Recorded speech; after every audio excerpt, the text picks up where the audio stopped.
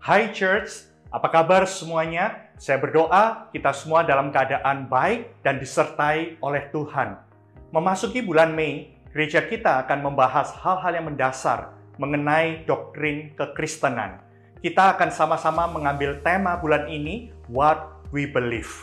Kita akan mengambil perkataan dari Rasul Paulus kepada Timotius dalam 1 Timotius 4 ayat 16. Dikatakan, awasilah dirimu sendiri dan ajaranmu. Bertekunlah dalam semuanya itu, karena dengan berbuat demikian, engkau akan menyelamatkan dirimu sendiri dan juga semua orang yang mendengar engkau. Di sini kita lihat bahwa Rasul Paulus mengatakan kepada kita semua orang percaya untuk kita memiliki kehidupan yang baik, yang diawasi, dan juga doktrin kita diawasi. Kenapa? Supaya kita sendiri bisa bertekun dengan firman Allah, menjaga diri kita, dan juga menyelamatkan orang-orang sekitar kita. Saya percaya dari zaman dahulu, saat ini, bahkan di tahun-tahun mendatang sekalipun, kita akan mendengar begitu banyak ajaran-ajaran yang menyimpang dari kebenaran firman Tuhan. Bahkan nggak sedikit orang-orang yang memasukkan teori-teori pribadi dan dianggap sebagai kebenaran mereka sendiri. Karena itu nggak heran, 2 Timotius 4 ayat 3 sudah pernah mengatakan ini, akan datang waktunya. Orang tidak lagi menerima ajaran yang sehat. Ini masa-masanya, ada ajaran yang tidak sehat. Caranya gimana? Mereka mengumpulkan guru-guru menurut kehendaknya untuk memuaskan keinginan telinganya. Orang akan milih-milih pengajaran mana yang mereka mau dengar, tapi tidak mau belajar doktrin yang benar, fondasi yang benar sebagai pengikut Kristus. Karena itulah kita penting membangun fondasi yang kuat. Di bulan Mei ini kita akan belajar tentang doktrin-doktrin Kristen yang membuat kita tidak mudah tergoyahkan. Bagaimana sih supaya kita nggak gampang tergoyahkan dengan ajaran yang sesat atau palsu? Gampang. Kenali yang asli. Tahukah Anda? Kita pernah tahu ada sebuah iklan dari Bank Indonesia. Bagaimana kita mengenali uang yang asli? Dilihat, diraba, kemudian diterawang. Karena yang asli itu dibuat dengan kertas yang khusus.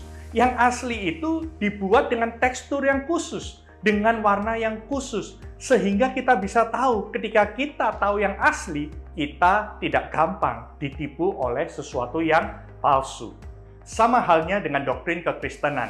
Ada hal-hal yang menjadi inti pengajaran Kristen yang asli, yang tidak boleh dinegosiasikan. Dan kita beri singkatan kabar. Yang pertama, keselamatan hanya ada di dalam Yesus Kristus. Kedua, Alkitab itu adalah tanpa salah.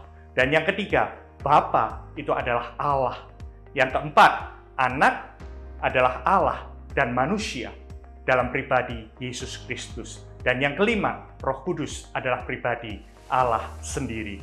Sehingga ketika ada ajaran yang bertentangan dengan 5 hal tersebut, kita dengan mudah dapat mengenali bahwa itu adalah ajaran yang sesat atau palsu. Nah, di minggu pertama kita akan belajar mengenai ketidaksalahan Alkitab.